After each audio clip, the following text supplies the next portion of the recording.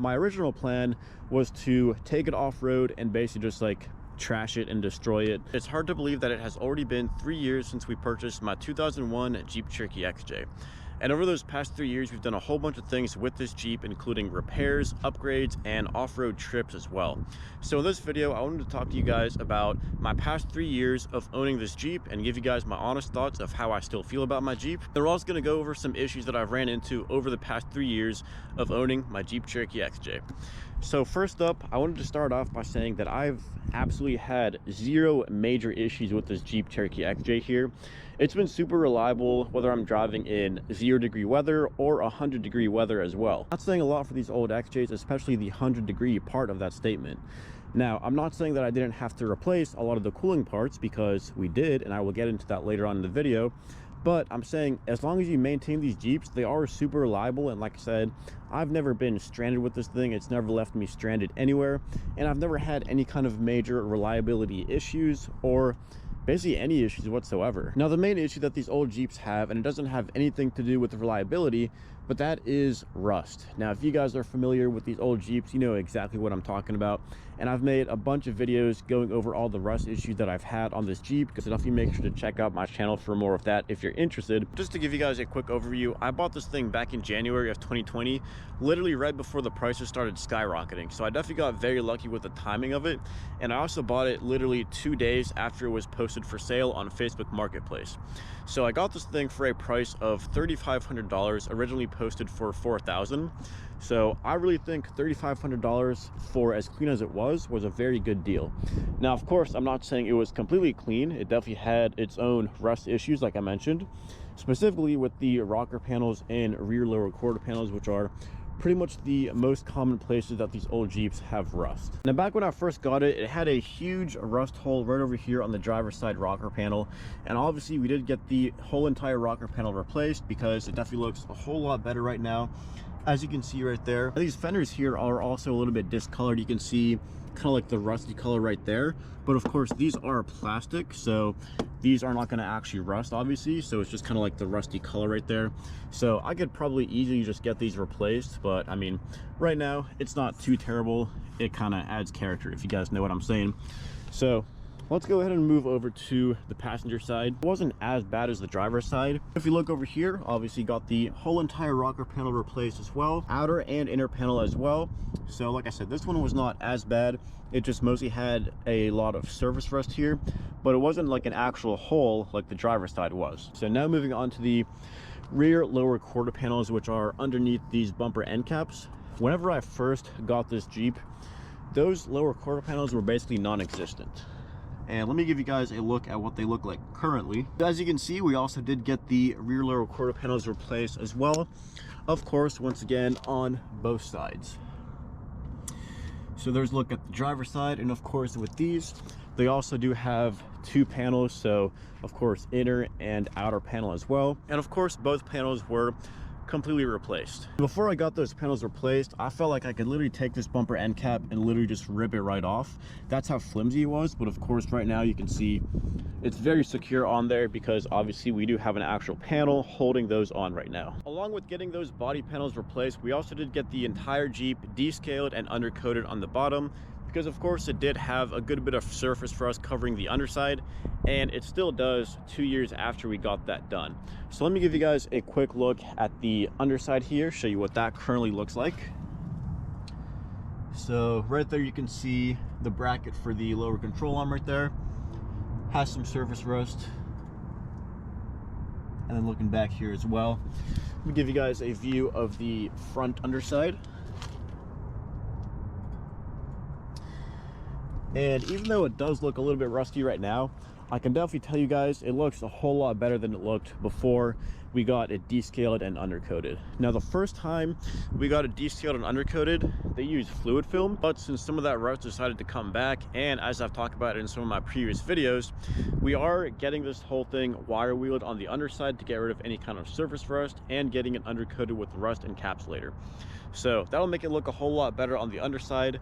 And whenever I took it to the shop to get the rear bumper installed, it did also undercoat that rear section of the underside with that rust encapsulator, and it looks a whole lot better Let me show you guys what that turned out like. So there you can see it does look a whole lot better with that rust encapsulator. It just makes it look black and stops any more rust from forming. Before, that underside was completely rusty and it just didn't really look good at all. So I definitely do think that it'll look a whole lot better with the underside being that black color of that rust encapsulator. In addition to all those panels, most recently we did also get the rear bumper completely replaced with a brand new OEM bumper. And as you guys know, if you've been following along with that process, that was pretty much the last piece to make the body of this Jeep completely rust-free. Aside from the underside, it is completely rust-free now on the body. Let's go ahead and give you guys a quick look at how that bumper turned out. So there you can see completely rust-free bumper. Looks very good in my opinion. Obviously completely stock because I didn't want to do anything too crazy. And when I say rust-free, you guys have to take that pretty lightly because, you know, there are a few tiny specks of rust. Another common area is here on the bottom of the doors. Same thing on the driver's side. So eventually I would like to get that fixed up as well, but you know, right now I'm going to call it rust free, even though it has these little specks of rust on the doors. But that's basically the only part that still has rust on the body, aside from the roof, which of course is another common area for rust, and I have not given the roof any attention when it comes to rust repairs. But as you can see, it does have a few patches here as well, especially on the top of the tailgate here. So definitely would like to get this whole thing fixed up and make it completely rust-free eventually. But right now, I'm going to call it rust-free because it's pretty much, you know, as rust-free as it can get, basically. And you guys know, it's a never-ending project when it comes to rust on these old XJs. So as you guys can tell, rust is pretty much the most major issue that I've had on my XJ here. Now, another issue that I've had was kind of overheating. So if you take a look at the temperature gauge here, what I mean by overheating is that it was probably like 1 dash above 210. Now whenever that happened, I noticed that there was kind of like steam or something coming out of the front grille, and it also kind of smelled like burnt brakes. And one of my friends told me that it could have just been the coolant kind of like evaporating off of the exhaust. Maybe I just had a leak somewhere in there that caused all that steam to come out of the front grille. But that's only happened twice. And then the other thing I've noticed is that anytime that happened, whenever I shut the Jeep off and then tried to start it back up, it kind of sounded like it was misfiring, and it barely had any kind of throttle response whatsoever. So I'm thinking that had to do with overheating issues, because as soon as I got a bunch of the cooling parts replaced, those issues never happened again. Now that kind of brings me to my next topic, which of course is overheating and talking about all the parts that we got replaced. Now that happened about 1.5 years ago. So after the second time of that happening, I decided it was probably time to go ahead and get that issue taken care of. Now I did a lot of research and I figured out that these old XJs are the happiest and perform the best with genuine Mopar parts. So that's what I decided to go with for replacing the coolant parts. Looking under the hood here, we did not actually replace the entire radiator, so this is still the stock OEM radiator that came with the Jeep.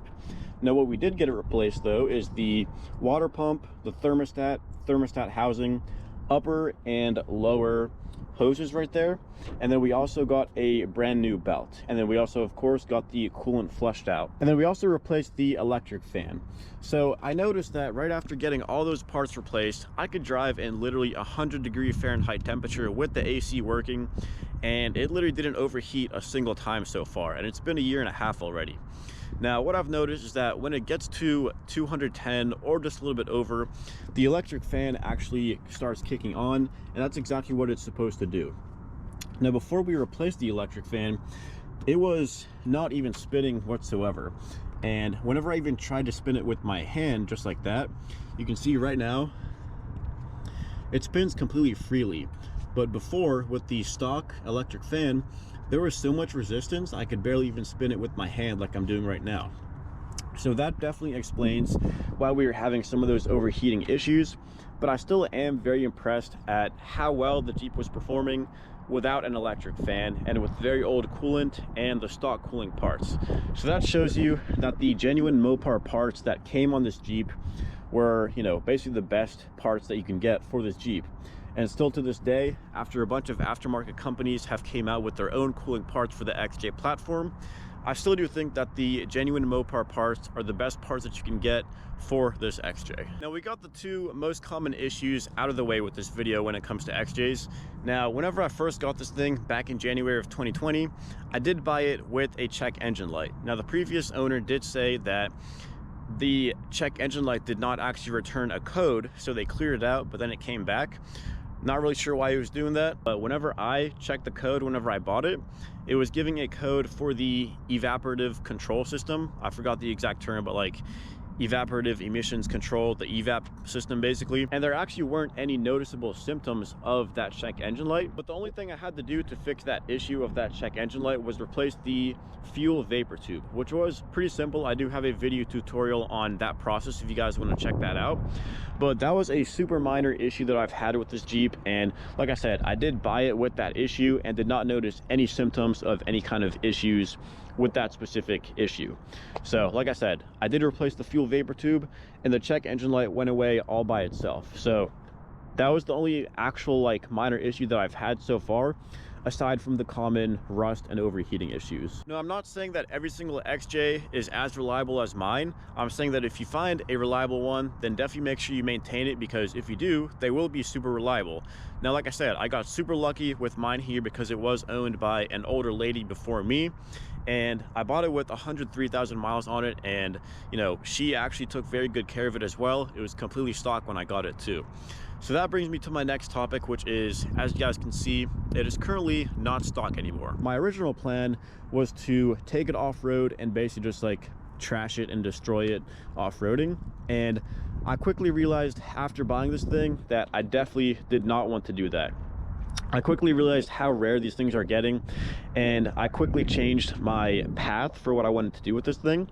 So instead of destroying it off-road and beating on it, I decided to kind of do an OEM plus build with this thing. What I mean by that is that I wanted to restore it, keep it clean, preserve it, but also give it some nice mods, just like this lift kit, wheels, and tires that I have on this thing.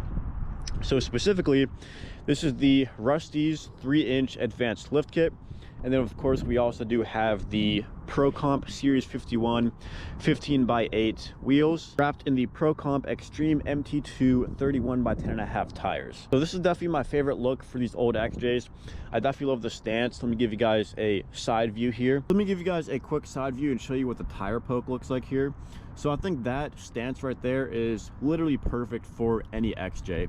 Now this is a 3.75 back spacing, which I think looks very good, sticks out just enough, but not too much to fail inspection as well. The advanced lift kit came with a few extra parts, such as extended brake lines, upper and lower control arms, of course shocks, coils, adjustable sway bar quick disconnects, as you can see right there.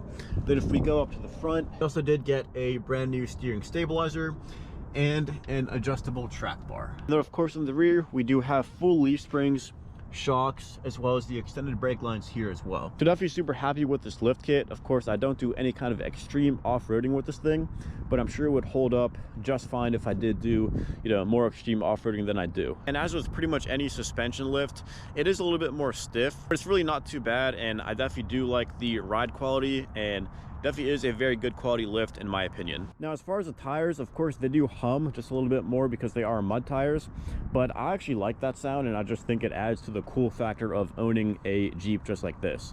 So really doesn't bother me whatsoever, but if you do get distracted or annoyed by humming tires, then I would definitely suggest not getting mud tires like these. One other minor issue that is pretty common with XJs is the clicking noise in the door. So let me demonstrate real quick. So that clicking noise is coming from this little pin right here. So I believe the fix for this would just be to, you know, hammer it down all the way into the like hole to make it seated completely. So I've tried to, but it just didn't want to go down. Honestly, I probably just need to hit it harder. But yeah, that's one of the issues that I've noticed and that I've had. It just clicks. So I mean, really not a big issue. It doesn't like affect the ability to open and close the door. It just can sometimes be annoying, but you know, I really don't mind it whatsoever. Now, one common question that I get on a lot of my videos is, how is the fuel economy of the XJ? Now, my answer to that question is the same thing every single time I get that question, and that is that I truly don't know, because I've never measured the fuel economy. I don't have a gauge for the fuel economy in my Jeep here as well.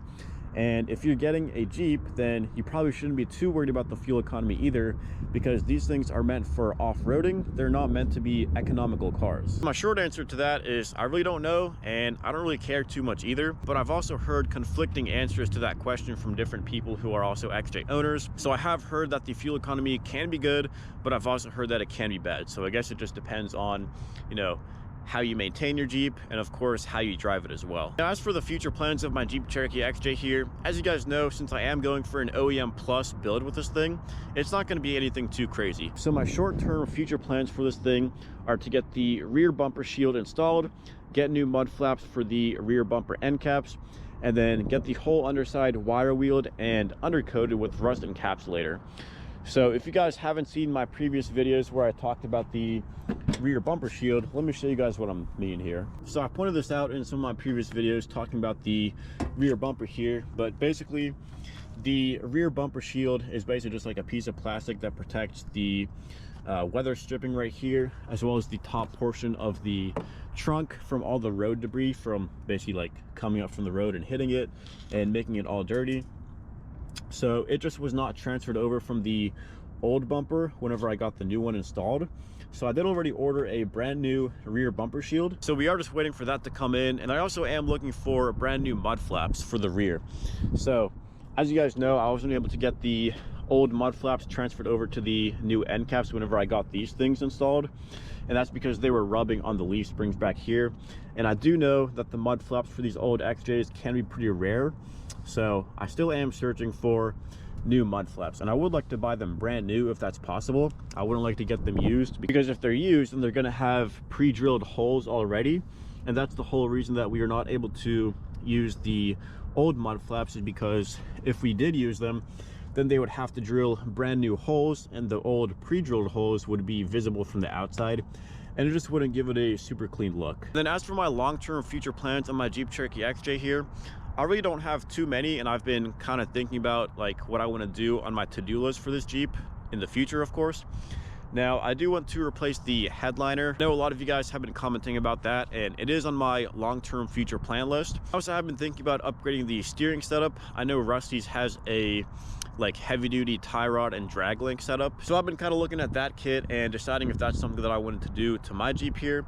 I also have been thinking about getting a brand new steering box as well to kind of give the steering wheel a little bit less play, because whenever I am driving, it does have a lot of play in the steering wheel, and it's not super precise, which of course I'm not complaining, because it's not meant to be precise. It's an off-road vehicle. So those are just some things that I have on my to-do list for the long term. Definitely let me know down in the comments if there's anything you guys think I should add to that list. Something else that I wanted to point out here, now that it's a little bit darker, is the fact that the stock lights on this Jeep really are not the best, and I'm talking about interior and exterior. So I did replace literally every single light on this Jeep except for on the gauge cluster with LEDs. Let me go ahead and demonstrate what that looks like. So of course, right there, we got the overhead lights. See if I can get these to turn on. So yeah, it looks a whole lot better with those LEDs. And of course, the footwell lights here as well. Light up your foot space there a little bit better. And then we can take a look at the cargo light here as well. Show you guys how much better this looks right now with an LED. Definitely a fan of LEDs on the interior.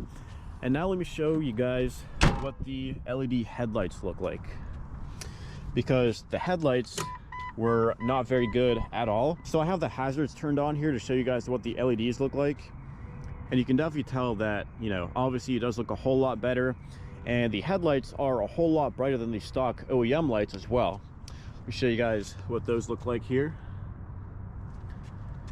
So there you can see the turn signals along with the LED headlight here. So of course, the top portion here is the high beams. Let me go ahead and turn those on. Show you guys what that looks like. And not sure if it's going to show up on video here, but you can see the high beam lighting up the road even with daylight left. So let me show you guys what the actual light looks like. So it definitely looks a whole lot better and definitely helps to drive this thing at night. Now, believe it or not, with those LED headlights, my Jeep actually did fail inspection.